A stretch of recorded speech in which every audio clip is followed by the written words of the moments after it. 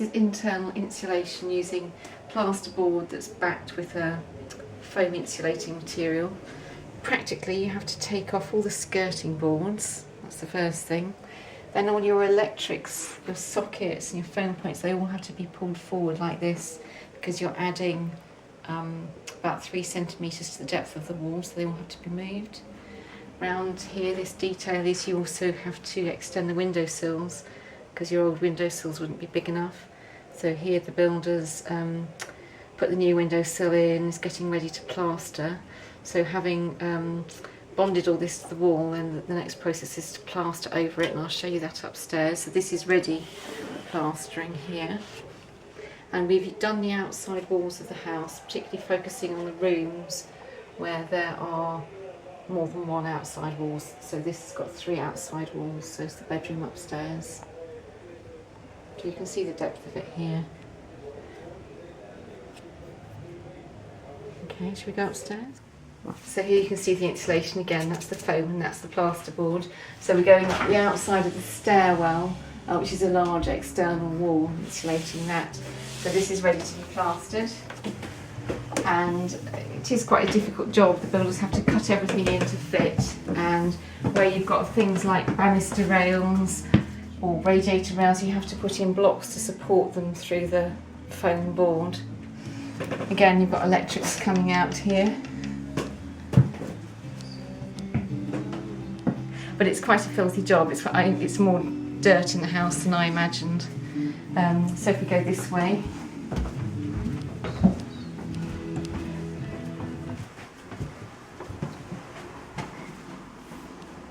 this room's been done. This is a bedroom with 3 outside walls, and so this is getting near the end of the process.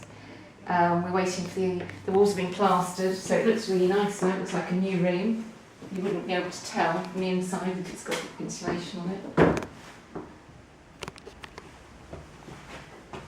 And we're ready for the electricians to put the sockets back in, and we're ready for the builders to put the skirting boards back on. If you go to the sitting room, you see it all falling off the wall. Yeah, we filmed that. One radio. It's ecological clay paint, just to finish the thing off, make it really eco. And so here, this room's in the final stages. We're decorating with clay paint, which is okay over relatively fresh plaster because it breathes.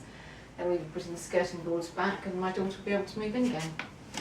And it's quite a disruptive squeeze in for the family. You know, it's not an easy piece of building work to live around.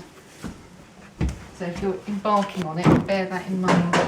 What, don't do it? Oh no, hang on. Don't Oh, sorry, we're trying to encourage people to do it. Don't do it unless you like builders. Right. So would you recommend that word of mouth, that you find a good builder that somebody else has recommended, Yes. rather than just... you need to get someone who knows what they're doing, who knows how to do this particular piece of work.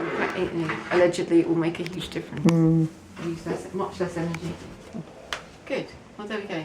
Captured for Transition Stroud. Fab. Lovely, Internal thank you. insulation in action. Yeah, lovely. The old house is the Gyprock Thermaline Super, which is on, I say externally, it's inside, but it's on all the outside walls in the old house. So it's put on, you put a metal profile onto the brick wall and then put this insulated plasterboard on the inside, and that gives you a surface which you can either paint directly, or we've plastered over it because we happen to like that finish, so that's what we've done with that. Where you've got windows in the old house, obviously you don't want a thick insulation like that because you'd lose all the window space, so there's a much thinner insulation which meets this at right angles to create the insulation for the windows. And this has been, we had solid walls. It was very cold in here. We had a lot of condensation problem.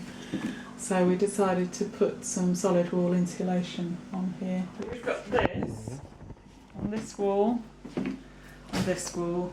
Sorry, not this wall. This wall and the back wall. Basically external walls. It's not quite as thick as this one.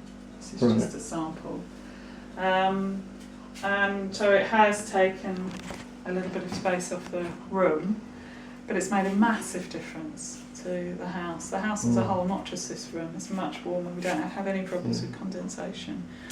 The walls don't feel freezing like they used to in the winter. And how easy was this to put on? Did it get you get plastered on top of that? No, skin plaster. Skin plaster, yeah, skin plaster on top. Yeah. So we got somebody to do it. We didn't do it ourselves. Effectively, if this was our original wall, we'd stick it on there. They make good around all the edges, and then they skin plaster over the top. So you have to bring electrical fittings forward. You might have to do things with frames, with door frames and stuff. So it's not. If you had a completely blank wall, it would be easy, but obviously nobody does. They've got windows and doors and light fittings and all that sort of thing, so all that has to be taken into account. But I definitely recommend it because it's made the house so much more comfortable. And roughly how much for a kitchen size? So we've done 4 walls, this wall, the back wall, and the 2 external walls in there. On upstairs as well? Or No, just down. We've only done downstairs so far. It was about £2,500 to do all that. We had quite a bit of electrical work, and we had to have it retiled. Oh, gosh, and we had to have the kitchen cut because we had a fitted kitchen. And I didn't want to get a new kitchen.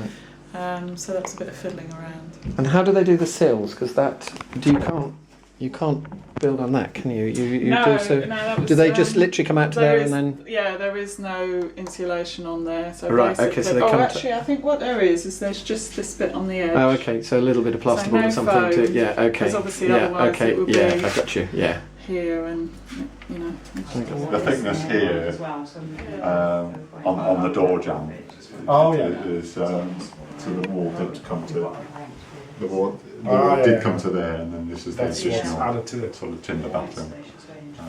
So you have to do it in fact the whole wall then, because the whole wall comes forward in effect. I mean, you could have a sort of step there or something, but we wish we'd sort of... So Sempertan. Anybody who can put up wallpaper can do this, so there's nothing specialist about it at all. So that's the other...